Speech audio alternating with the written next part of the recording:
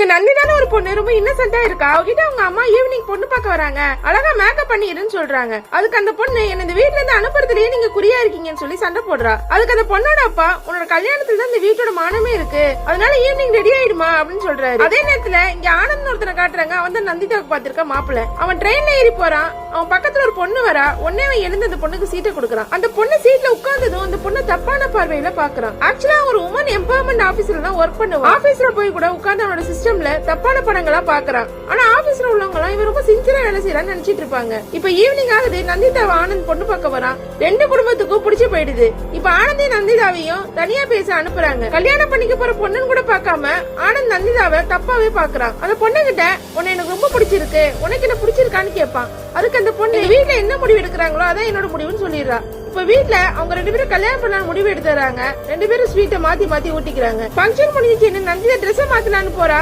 அப்ப அந்த வழியா ஆனந்த் ரெஸ்ட் ரூம் போறான். அவ ட்ரெஸ் மாத்துறதையே ஜன்னல்ல எட்டி பாத்துட்டு இருக்கா. நந்திதாவுக்கு யாரோ தன்னை பாக்குற மாதிரி இருக்கு. உடனே வந்து அவ ஜன்னல பாக்குறா.